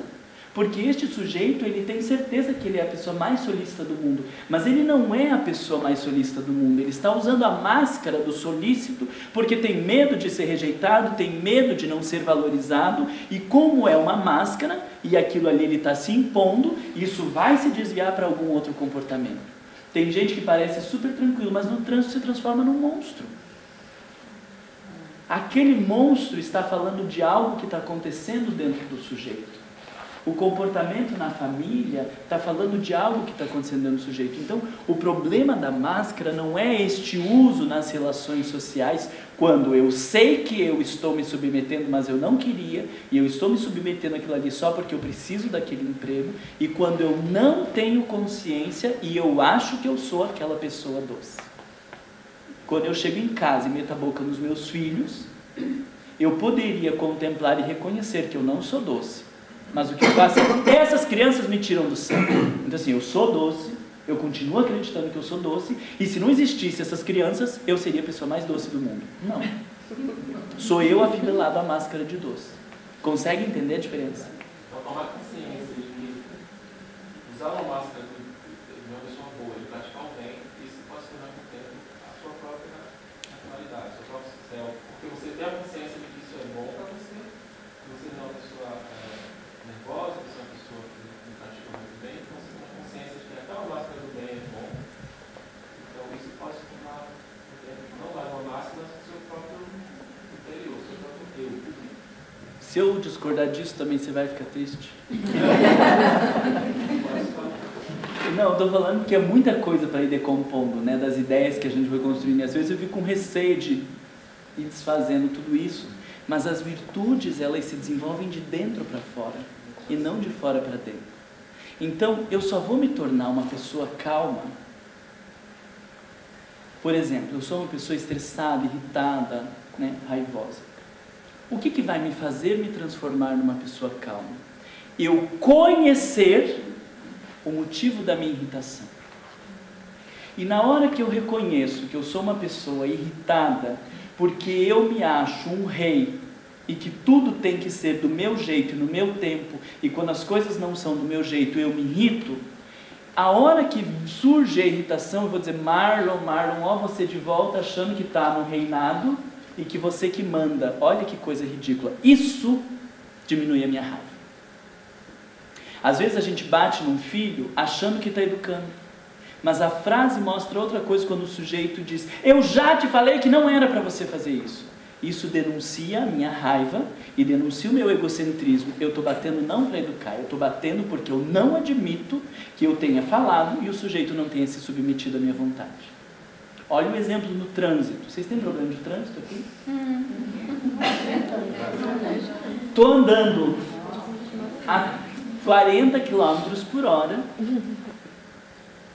e alguém na minha frente, ou andando a 50 km por hora, vamos pensar, e alguém na minha frente andando a 35. A gente pensa que Deus abençoe essa pessoa, que ilumine essa alma que está testando a minha paciência, porque esse é o meu momento de mostrar que eu estou mais calmo. É isso que a gente vai fazer. A via pública diz que pode andar a 50, e eu queria andar a 50, mas o sujeito à minha frente está andando a 35. Invariavelmente a gente fica irritado. Que lerdo! Por que está andando nesse ritmo? Não sei aqui, mas no Brasil, se a placa diz 50 km por hora, ainda o sujeito pode andar até a metade, que é 25 km por hora. Se ele andar menos da metade prevista para aquela via, então ele está cometendo uma infração. Mas se é 50 km por hora, ele pode andar até 25. Então ele estava andando a 35, ele ainda poderia diminuir mais 10 km por hora e andar a 25, e nós ficamos com raiva. Por quê? Porque o sujeito está na minha frente. E eu queria andar mais rápido. Mas ele queria andar a 35 km por hora. Por que tem que prevalecer a minha vontade e eu me sinto no direito de buzinar para dizer para o sujeito andar mais rápido, quando eu tenho a minha vontade e ele tem a vontade dele? Por que a minha é que tem que predominar se nós pagamos os nossos impostos, se nós estamos na mesma via e se ele chegou primeiro que eu? Porque ele chegou primeiro que eu, por isso que ele está na minha frente. Mas na Bélgica, ou é holandês quando vê devagar, né? Ou é holandês, ou é mulher, ou então um velhinho com chapéu. A gente já existe esse preconceito, né? E aí a gente diz assim, porque esses velhos têm que andar na rua. Não sou eu que não saí antes, sou eu que não programei o meu horário, sou eu que não tenho paciência, porque se fosse o meu pai andando na rua, bem devagarinho, porque eu não tive tempo de levá-lo ao médico, ele precisava ir, e alguém buzinar, aí a gente vai querer se vingar da pessoa. Você não vê que é um velhinho? O que é isso que diz respeito? Porque daí é o meu pai. Quando é o pai dos outros, aí morra, que vai de ônibus, você passa qualquer coisa, aí a gente já não está mais interessado. Agora, se for um dia que nós estamos vindo para o centro espírita, super tranquilos, a 30 km por hora, e alguém chega atrás da gente, bem pertinho, dá sinal de luz e buzina para a gente ir mais rápido, a gente também fica com raiva. Passa por cima, a gente faz assim, passa por cima, porque agora eu quero andar a 30 km por hora, então eu não admito que alguém queira andar a 50 km por hora, porque na minha cabeça, se eu estou andando a 30, todo mundo tem que andar a 30, e quando eu quero andar a 60, todo mundo tem que andar a 60. O que isso denota? Que eu acredito que o mundo tem que funcionar do meu jeito, no meu tempo, como eu quero, e quando não funciona como eu quero, eu fico com raiva. Então a raiva, na medida que eu vou me conhecendo, ela denuncia quão egocêntrico eu sou. Eu chego lá no centro e eu gosto das cadeiras espaçadinhas assim. Porque a diarista, ela põe tudo junto. E eu tenho uma raiva que ela põe tudo junto, porque daí tem que ficar com os braços e eu tenho que separar. Mas a raiva quer dizer, eu sou o presidente dessa porcaria, eu pago a maior parte dos gastos que tem aqui, eu já orientei essa mulher e ela continua fazendo errado. Ou seja, ela não se submeteu à minha vontade. Quando eu tomo consciência disso, de que esta raiva é porque eu quero que tudo seja do meu jeito, no próximo momento que eu for ficar com raiva, vocês vão ver isso. No próximo momento que você for ficar com raiva, você vai parar de dizer, Marlon, que coisa ridícula. Eu de volta achando que sou o príncipe e que as pessoas têm que funcionar do mesmo jeito que eu gostaria. Isso vai me tornar uma pessoa mais calma. Porque eu estou reconhecendo que a minha irritação é decorrente do meu egocentrismo. E por reconhecer quão ridículo é ser egocêntrico nesse mundo, querendo que todo mundo se mobilize em torno de mim, isso naturalmente vai me tornar uma pessoa mais calma. Porque na hora que eu começo a me irritar com o jeito dela falar porque ela está falando alto, eu digo, bom, ela gosta de falar alto e eu gosto de falar baixo. Por que vai ter que ser do meu jeito? Ela também deve se irritar de eu estar falando baixo. E eu me irritando dela falar alto. Qual é o jeito que vai predominar? Deixa ela falar alto. Quando eu começo a perceber que a minha irritação vem porque eu acho que todo mundo tem que falar no mesmo tom que eu falo, eu percebo quão ridículo eu estou sendo no sentido egocêntrico. E aí eu consigo olhar e dar até risada quando ela está falando alto. Talvez eu fale mais alto com ela, porque ela também gosta que fale alto. E aí eu vou naturalmente me tornando uma pessoa mais acessível, mais tranquila. Porque eu não estou vendo nos outros oposição. Eu não estou vendo nos outros confronto com os meus interesses. Eu começo a enxergar que as pessoas são diferentes, que cada um tem um jeito de ser, de pensar, de agir. E na medida que eu me reconheço como igual a todos, eu não sinto mais raiva, como sentia o tempo inteiro. Na hora que eu estou com o sujeito lá andando devagar na minha frente e que eu começo a sentir aquela raiva, eu penso, puxa vida, mas se fosse a minha mulher que está começando a dirigir e que ela não sabe dirigir, como que eu ia querer que as pessoas tratassem? Eu ia querer que tratassem bem, que tivessem paciência com ela que está aprendendo a dirigir. Então, quando eu vejo que eu não tenho o direito de me impor no mundo, eu vou me tornando uma pessoa mais pacífica. Isso é aquelas velhinhas pacíficas, não é? Não teve já alguém que vocês foram conversar, falar para aquela avó, dizer, porque o fulano fez isso, ela disse, meu bem, mas pensa, ele pode ter feito isso, pode ter feito aquilo. Ela está olhando por um outro ângulo, ela não está dizendo, não fique com raiva é feio, põe uma cara de tranquilo. Ela está dizendo, meu Deus, mas pode ser que ele não tenha percebido isso, pode ser que não sei o que, a gente às vezes nem aceita, né? Diz, não é assim não, porque a senhora é boa, porque a senhora vê bondade em todo mundo, porque não sei o que, as pessoas são mal mesmo também. E aí quando eu estou enxergando todo mundo como conflitantes com os meus interesses, eu fico com raiva. Quando eu enxergo que somos todos iguais e que estamos todos no mesmo barco, naturalmente, aí é que eu digo que é de dentro para fora, por reconhecer quem eu sou, eu encontro meu lugar no mundo e isso não me ofende. Vocês conseguiram perceber a diferença? E se por um acaso... Calma, deixa eu terminar essa parte. Eu não vi ninguém que de fora para dentro tenha conseguido se transformar. O que eu vi foram pessoas consolidando as máscaras, e um dos casos que mais me tocou assim muito foi uma médica espírita lá no Brasil, paciente que eu atendi, e que ela, depois de talvez 15 anos na doutrina espírita, ela já fazia análise comigo há uns 5 anos, teve um dia que ela parou e disse, Marlon, eu estou reconhecendo que do tempo em que eu comecei na doutrina espírita até agora, eu praticamente não mudei nada. Eu adquiri um monte de máscaras bonitas e talentosas que são bem vistas no centro espírita. E ela fez um processo extraordinário. Se vocês lerem um livro lá que eu escrevi sobre as sombras, o livro é Espelhos da Alma, uma jornada terapêutica, que tem um capítulo sobre sombra. O relato que ela faz do contato, com o encontro com a sombra dela é algo extraordinário, que virou um paciente para ser estudado assim, tão extraordinário, e ela entra nessa conclusão de que, embora ela sempre tivesse um comportamento adequado, super bem vista, coordenando grupo de estudos, dando palestra, fazendo um monte de coisas, na medida em que ela conseguiu ter coragem de ir entrando em contato consigo, ela foi descobrindo que aquilo que ela achava que ela tinha mudado, ela estava mantendo apenas sob controle. Mas manter sob controle não quer dizer mudar. E o tema mais difícil depois que ela precisou encontrar, eu vou contar isso, da gente já precisa interromper. O tema mais difícil que ela entrou em contato foi com a questão da sedução. Por um motivo, apareceu no sonho o tema da sedução, e aí ela já tinha entrado em contato com muitos conteúdos dela. E ela disse, não, sedutora eu não sou. Me chame de tudo, menos de sedutora. Quando a pessoa tem essa reação, você já anota no caderninho, sedutora das boas. Porque a reação intensa mostra o medo que o sujeito dá de entrar em contato consigo. E aí eu já anotei lá, sedutora das boas.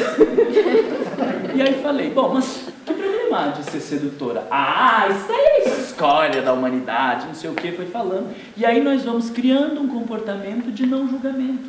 Não há problema em ser sedutor. Um palestrante precisa ser sedutor, precisa cuidar com a roupa que veste, com o perfume, com o jeito que fala, porque isso vai despertar o interesse inicial das pessoas ou não. Precisa cuidar com o vocabulário. Quando a gente está coordenando um grupo de estudo, a gente acaba sendo sedutor. O centro espírita, a forma como a gente organiza, aconchegante ou não, lanchinho, tudo isso são movimentos de sedução. Aonde que está o problema de ser sedutor? Na medida que a gente vai criando esse espaço de não julgamento, de perceber as coisas sem fazer avaliação ou críticas, a gente está criando um espaço de autodescobrimento. Isso foi acontecendo ao longo de várias sessões, até que ela vai pensando que, de fato, não estamos cometendo crime nenhum de sermos sedutores. Daí, num dia, ela chega se sentindo a pessoa mais fracassada. Diz, Marlon, de fato, eu sou aquilo lá que eu achava mesmo a escória da humanidade. Porque eu me descobri seduzindo dentro do centro espírita. Eu precisava de um palestrante, porque eu não ia poder fazer palestra naquele dia. Quem que eu fui pedir? Justo para o fulano, que estava separado, e que eu sei que tinha interesses sexuais em mim. Eu podia pedir para qualquer amiga, podia pedir para qualquer pessoa. Eu não pensei se aquele tema era o melhor para ele, eu não pensei se ele tinha tempo, mas eu fui direto pedir para ele, que eu tinha certeza que ele não ia negar. Isso é ou não é sedução? Sedução. É assim, então eu sou sedutora das boas, de me conhecer, que está atuando. Daí ela disse, eu faço isso no centro espírita, imagina o que eu não faço na rua, com os meus amigos, eu devo estar seduzindo todo mundo o tempo inteiro. Olha que coisa extraordinária, porque ela conseguiu descobrir algo a seu respeito, que é muito provável ela estava fazendo em muitas outras relações, mas não percebia. E a partir daquele momento, ela conseguiu entrar em contato com a sua sedução. Isso vai fazer, com certeza, com que ela diminua o comportamento sedutor. Olha a frase que eu falei. Diminua. Não vai fazer com que ela deixe de ser sedutora. Porque ela vai ser sedutora até o fim dessa encarnação, a favor de outras. Porque isso é a estrutura da personalidade, a gente não muda. Mas quando ela estiver lá dizendo, fulano, você podia fazer... Não, deixa, eu vou conversar com a minha amiga. Porque na hora ela vai prestar atenção que ela estava seduzindo de volta, e quando ela percebe que está seduzindo por conhecer e por reconhecer, naturalmente ela vai tentar buscar outras alternativas. Não porque é feio, mas porque na hora que ela estiver fazendo, ela vai estar consciente de que ela não está procurando um palestrante, ela está procurando alguém para suprir o buraco dela e que não dê esforço. E ela vai parar e dizer, bom, mas não é aquele fulano, deixa eu pensar quem seria um palestrante mais adequado para esse tema, e vai buscar a pessoa. Então o que eu estou querendo convencê-los é de que quando nós temos conhecimento do que está acontecendo dentro de nós, essas coisas vão perdendo a força naturalmente. Esta mulher não vai precisar fazer esforço para não ser sedutora. Ela, tomando consciência, naturalmente vai desenvolvendo outros comportamentos irrigados pelo self. Quando tem que fazer muito esforço, é egóico, não é divino. Eu sei que vocês têm perguntas, mas eu queria trazer uma questão aqui importante para amarrar com isso que nós estamos falando. Olha o que Allan Kardec pergunta no Livro dos Espíritos. Qual o meio prático mais eficaz que o homem tem de se melhorar nessa vida e de resistir ao arrastamento do mal? E a resposta é o autodescobrimento. Gente, percebe a profundidade da pergunta. O meio prático é o que eu faço no meu dia a dia para me melhorar nessa vida e não ser arrastado pelo mal. É a questão que você estava trazendo. O que eu faço daí com a minha agressividade? O que eu faço com a minha inveja? O que eu faço com o orgulho?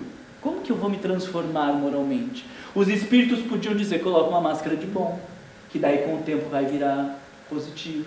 Eles poderiam dizer para se acabar na oração, para ler o Evangelho de manhã, de tarde e de noite. Eles poderiam ter dito para fazer caridade 5 vezes por semana. Por que eles não falaram essas coisas? Isso é uma pergunta importantíssima. Se já tinha o conceito de caridade, de oração, de paz, se já tinha os grupos de estudo, se já tinha tudo isso que nós conhecemos hoje, por que os espíritos não fizeram uma lista de coisas do que fazer para não ser arrastado pelo mal? Que é isso que a gente fala, né? Alguém chega e diz, meu Deus do céu, eu estou agindo dessa maneira. De você tem que rezar mais, você tem que fazer isso, tem que ler o Evangelho. Por que os espíritos não falaram isso? E disseram apenas para se conhecer? Eu acho que é porque mudando a gente é que a gente muda o que está fora. Nem é mudando, conhecendo a gente. Mais né? Conhecendo. Porque eles não falaram para mudar, ele não disse, conhece-te a ti mesmo para te mudar em seguida. Eles falaram só, conhece-te a ti mesmo. Estão entendendo? Eles poderiam ter trazido uma frase mais completa, se isso aqui fosse pouco. Eles falaram apenas autodescobrimento. Então quer dizer que se conhecer tem um efeito muito maior do que nós imaginamos. Tem um efeito de nos transformar moralmente e de não sermos arrastados pelo mal. O simples fato de se conhecer tem um efeito terapêutico que nós não entendemos ainda. Nós achamos que nós vamos fazer as mudanças. Mas não é assim. Nós vamos conhecer. E na medida que eu conheço, naturalmente as mudanças vão se operando. Como eu trouxe para vocês o exemplo da raiva.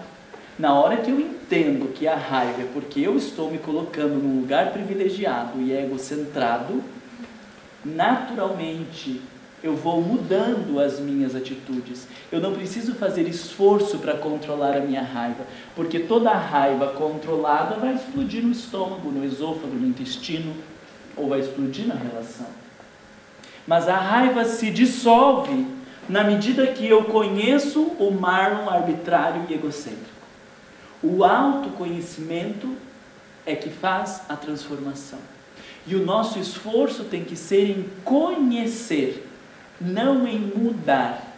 Porque quando eu conheço, naturalmente as coisas se modificam. Não pela via do ego, mas pela via do self. E por ser mudanças que vêm de dentro, elas são muito mais seguras, precisas, profundas e verdadeiras do que as mudanças do ego. Muito do que a gente está chamando de reforma íntima são mudanças egóicas. Há um livro de um budista, um monge budista, que ele chama de materialismo espiritual. E ele vai dizer que existem muitas práticas espirituais no budismo, e diz não só no budismo, mas com certeza em várias outras religiões, que tem cara de práticas espirituais, mas que no fundo são todas satisfações egóicas. Ele diz, a gente chama a meditação de uma prática espiritual, mas tem um monte de gente que está meditando para dizer o quanto que medita, para mostrar como é maravilhoso, como é disciplinado. Então eu estou meditando 30 minutos por dia de manhã e 30 minutos à noite, e achando que eu já estou ótimo. Isso denuncia a minha arrogância, embora por um discurso de uma prática espiritual. Porque todo mundo que fala aqui que medita 2 vezes por dia, 30 minutos, a gente diz, nossa senhora, que pessoa disciplinada, espiritualizada, dedicada. E aí ele vai dizer, talvez isso seja puramente egóico. Porque nós fizemos transformações de fora para dentro, daquilo que a gente acha que é bonito, daquilo que é valorizado, que é premiado, que é reconhecido. E as mudanças do self são mudanças de dentro para fora. Por isso que seguir pelas personas é muito arriscado, porque as pessoas determinam o que as pessoas vão aplaudir, mas nem sempre o que as pessoas vão aplaudir é o melhor para nós. Jesus constrangeu um monte de gente. Vocês imaginam que ele ia almoçar na casa do fulano e chamava de hipócrita o próprio fulano que estava servindo o almoço? Ele não estava nem aí para o que os outros estão pensando ou o que estão achando. Ele estava sendo fiel às leis divinas. Precisasse confrontar com quem precisasse. Mesmo correndo o risco de ser imolado e crucificado, ele não estava nem aí, porque ele estava comprometido com o divino dentro dele e que rege o universo. Então, seguir pelo caminho das pessoas é arriscado, porque as pessoas a gente vai construindo para dar conta das exigências lá de fora. Mas quem que tem que determinar a mudança? É o mundo interno. E aí faz muito sentido olhar para essa questão, porque quando nós conhecemos, o conhecer vai determinando as mudanças, que não são escolhidas pelo ego. É difícil de entender isso na prática para vocês, assim? A gente tem aí algumas perguntas e daí vamos fazer o intervalo. Eu preferi estender um pouquinho mais, porque eu acho que a maioria de nós consegue manter o melhor nível de atenção antes do almoço do que depois do almoço. Né? Então daí eu preferi estender um pouco mais, porque vocês ainda estão atentos. Depois do almoço tende a nossa atenção a cair, né? Coma metade do que você come, porque a gente come mais do que a gente precisa, muito mais do que a gente precisa. Então, se você pensa que precisa desse prato, você come metade, você vai descobrir que aquilo ali sustenta e daí não vai ficar com sono, porque quando a gente está com sono é sinal de que precisou tirar energia de outras partes para dar conta daquilo ali, porque tem uma sobrecarga. O sono depois do almoço, em geral, mostra que a gente se sobrecarregou e aí, como uma emergência, tiramos energia da atenção de outros lugares para pôr tudo ali, coloca todos os combatentes ali no organismo, na alimentação, porque a gente se alimentou demais. Né? Mas dá tempo de mais umas perguntinhas aqui?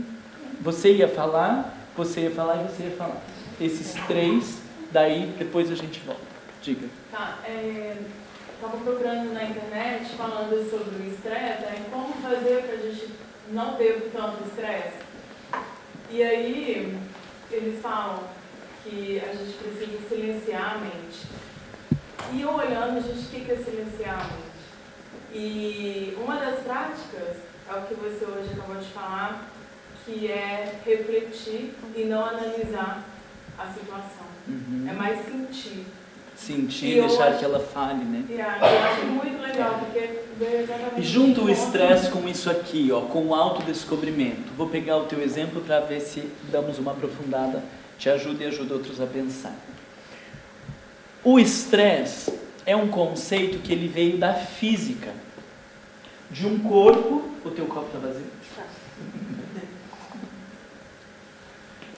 Um corpo que tem uma característica. Ele aguenta eu segurar aqui. Mas se eu apertar demais, ele vai deformar. Essa deformação na física é chamada de estresse. Então o que quer dizer estresse? Quer dizer a deformação consequente de uma força que o corpo não deu conta.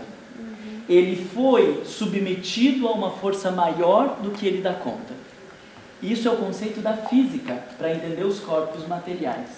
Ele foi trazido para a psicologia para que a gente entenda, quando eu digo que eu estou estressado, quer dizer, eu estou submetido a uma pressão maior do que eu estou dando conta. E aí, por conta do autodescobrimento, nós temos dois caminhos. Um é me fortalecer para ter uma força maior e não ser, não sofrer com tanta facilidade, porque um copo fininho, aperta o dedinho ali, pronto, ele já deforma. Se o copo for mais grosso, vai ter que ter uma força maior. Às vezes a gente precisa fortalecer, que eu não estou fazendo oração, não faço meditação, não faço boas leituras, não faço exercício físico, não estou com as pessoas que eu amo, não tenho bons vínculos, qualquer coisa que apertar eu vou viver o estresse, porque eu estou fragilizado enquanto estrutura psicológica. E qualquer coisa que vier ali vai gerar o estresse. Então eu preciso me fortalecer, ter contato com a natureza, melhorar minha capacidade respiratória, preciso ouvir boas músicas, preciso mudar meus hábitos, preciso silenciar os pensamentos de tempo em tempo que está gerando sobrecarga e tal. Mas às vezes, tudo por conta do autodescobrimento. Às vezes o estresse vai dizer, olha, você não está dando conta disso. Precisa mudar a relação, precisa mudar o trabalho, precisa pedir ajuda. Tem muitas pessoas que vivem estresse porque não sabem pedir ajuda. Então eu tenho que carregar 50 quilos nas costas, mas teria alguém que podia levar 5, outro que podia levar 5, outro que podia levar 10 e eu carregar só 30, porque eu não dou conta de 50. Por mais exercício que eu faça, o meu limite é 30 e eu preciso pedir ajuda para carregar os outros 20. Quando que eu vou chegar a essas conclusões? Só me descobrindo. Só pelo autodescobrimento eu vou ter consciência se é porque eu estou fraco e preciso me fortalecer, ou se eu já estou no limite das minhas forças e preciso pedir ajuda. Às vezes eu estou num trabalho que eu não tenho estrutura para isso, e a gente vai se oferecendo, vai fazendo. 35 anos, tem um AVC. O AVC disse, não deu mais conta. Você não percebeu que você não estava dando conta, que estava fugindo, explodindo, gente que com 40 anos está tendo infarto fulminante. Porque é o organismo dizendo, não percebeu, passou do limite, chegou no limite, passou do limite, continuou indo, explodiu, acabou, não tem mais como. Então essas coisas vão acontecer por conta da falta de autodescobrimento. Você ia falar? Eu acho que você já respondeu, mas eu vou voltar assim, é o tema do trabalho, da máscara, né? Você estava falando sobre a questão de a gente estar fazendo tudo direitinho, agradando aqui e ali, acolá, mas assim, não seria procurando evoluir, ser melhor, hoje melhor do que ontem, nessa questão? Porque, por exemplo, quando eu faço algo, né? Quando eu não relaciono bem com alguém no trabalho, faço alguma coisa que eu acho que está errada, eu tenho uma sensação ruim. Então, não seria a questão de eu estar procurando evoluir ou por eu estar usando uma máscara? Não, a sensação ruim é a sua alma sinalizando que aquele comportamento não foi adequado. Isso? Isso aí não tem a ver com máscara. E quando você está falando assim, a gente no trabalho é bonzinho, faz isso, faz aquilo, em casa a gente tem um outro comportamento. Sim. Deixa eu dar um outro exemplo de máscaras para ver se ajuda vocês a pensar. Eu lembro de uma pessoa que ela tinha muito medo de ser mãe, ela teve um filho e chegou uma hora que ela estava num nível de estresse altíssimo. Ela teve o filho, diminuiu quase 90% do seu trabalho, e precisou ficar com muito pouco do trabalho e a maior parte do tempo em casa. Ela estava obrigada a usar uma máscara de mãe dedicação integral. Mas a alma dela não era de mãe dedicação integral. A alma dela era mãe 50%, profissional 50%. Porque ela se realizava muito no trabalho, ela era uma ótima profissional, se sentia muito bem e conseguiria dar conta de atender seu filho, mas não ficar integralmente em função do filho. Mas para algumas mães, pensar que eu gosto do trabalho e que eu não vejo a hora de acabar essa licença maternidade para voltar a trabalhar é uma culpa enorme. Porque mãe é doação integral, mãe tem que querer ficar em casa o tempo inteiro com os filhos, não pode reclamar, não pode nada. Então essa pessoa, ela está com uma máscara afivelada à sua cara de mãe 100%, e ela não é mãe 100%. Aí ela vai começar a agredir o filho, ela vai se autoagredir. Esta mãe teve um dia que ela falou, minha vontade era de arrancar os 2 braços dele para que ele não pegasse mais nada. O que ela estava dizendo? Eu não estou dando conta de ser essa mãe que fica 100% com o filho. Então ela podia ser a mãe que fica de manhã com o filho, que acorda, que convive aquele tempo, que depois vai trabalhar e que deixa a babá lá cuidando do filho, o marido podia ficar cuidando do filho, arruma a escolinha, faz qualquer coisa, porque ela não é aquela mãe 100%. Tem mãe 100%? Tem. Tem mãe que vai chegar ao fim da licença maternidade e quase morre para ter que deixar o filho em casa. Porque ela queria ficar integralmente em função do filho. Qual é a mãe que ela é? Ela não se perguntou qual era a mãe que ela é. Qual era o comportamento que ela estava externando? Uma mãe agressiva. Por que ela era uma mãe agressiva? Adiantava por baixo Chopin e ficar ouvindo música clássica para ver se acalmava? Fazer respiração e meditação? Não adiantava. Ela tinha que conhecer que aquilo que ela estava se impondo é uma máscara que ela não dá conta. Ela não é mãe 100%. Ela é uma ótima profissional que pode se realizar estando de manhã com seu filho. Ótimo. Foi para o trabalho, organizou o horário com o marido cuida de tarde, ela cuida de manhã, e aí nunca mais teve vontade de arrancar o braço do filho. Maravilha. Vocês conseguiram entender? Não vai ficar pondo música calma, não vai ficar recebendo passe todo dia, porque aquilo ali está sinalizando que algo não está dentro dela. Essa era uma máscara de mãe, dedicação integral, que ela não era, ela estava se impondo, e aí ela estava querendo. Vai chegar uma hora que ela vai se tornar mãe 100%? Não vai. Não vai. Porque não é ela. Conseguiu entender o que é a máscara? Also, saindo do pensamento que a máscara é condicionada às relações sociais, existiria algum tipo de relação em que nós não precisamos dessa máscara, ou então que nós nos mostramos sem essa máscara? Nós deveríamos procurar esse tipo de relação. Hoje, qual é o lugar que nós temos, em geral, onde a gente não precisa usar as máscaras? Com o analista. E às vezes as pessoas pagam muito caro, eu digo isso, paga muito caro por 50 minutos de alguém durante uma semana para que te escute sem precisar usar máscaras. E aí o marido fala, os filhos reclamam, todo mundo fala, meu Deus, você gasta uma fortuna com terapia, e não consegue entender que a pessoa faz esse investimento porque talvez seja o único lugar de todas as relações onde ela pode se despir das máscaras. E eu tenho vários pacientes que já falaram para mim que a sensação que tem é que tem mais intimidade comigo do que com o marido, com o filho ou com a esposa. Porque é onde pode ser sem máscaras. Então, estou falando isso já dizendo assim, que horror que nós construímos uma sociedade aonde para que a gente possa se despir das máscaras a gente tem que pagar. Isso é um horror. Nós deveríamos ter esse tipo de relação com os nossos pais. Nós deveríamos ter esse tipo de relação com os nossos filhos.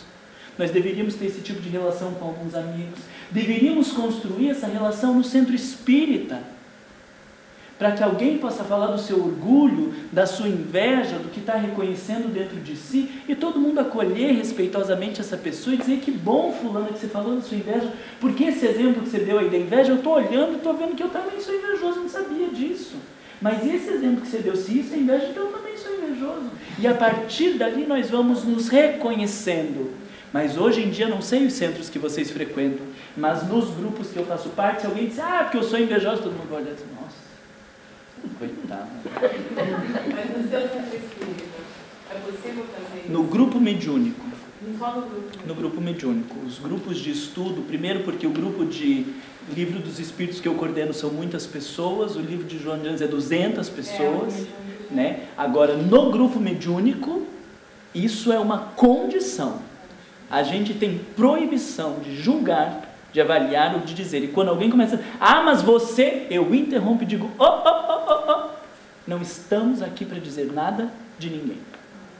Entende? E tivemos uma pessoa no grupo mediúnico, foi uma experiência lindíssima, que ela chegou e disse, gente, eu preciso falar para vocês, eu estou a um passo de trair o meu marido. E aí todo mundo vai dar conta disso. Ela disse, tem um cara que já foi meu namorado, ele estava longe, ele está vindo para Curitiba, ele mora em outro país, ele está vindo para Curitiba, ele quer me encontrar e eu sei que se eu me encontrar com ele, eu vou trair meu marido. Olha o nível de intimidade para alguém falar isso. E aí por ela falar isso, nós pudemos conversar, acolher, oferecer ajuda, e aí ela disse, olha, eu vou encontrar com ele hoje, vocês me mandem mensagem naquele horário, porque eu vou estar com ele, daí eu lembro de vocês, eu lembro do grupo, eu lembro de Jesus, e eu não me perco. E aí a gente mandando mensagem, uma outra ligou, fulana, como que tá? E ela disse, tá tudo ótimo, né? Tá tudo ótimo, tudo sob controle, graças a Deus, não se preocupe. E ela não traiu o marido. Que maravilha. Mas você entende que é interessante, porque isso é um grupo aonde nós estabelecemos como condição que ninguém tem direito de dizer o que o outro tem que fazer, como que tem que ser, e que as características de cada um dizem respeito a todos nós. Porque ela estava à beira de trair, mas o Marlon também tem um traidor dentro dele, o outro também tem, uns estão mais aflorados e outros estão menos aflorados. Então a gente tem essa ideia de que o defeito que nós chamamos de cada um, ou o vício moral de cada um, ele fala dos nossos vícios morais. Hoje, talvez, nesta encarnação, esse vício moral não esteja tão aflorado, mas está lá dentro, está lá dentro. Faz 5 regressão, 5 vidas para trás, vai ver que está tudo dentro.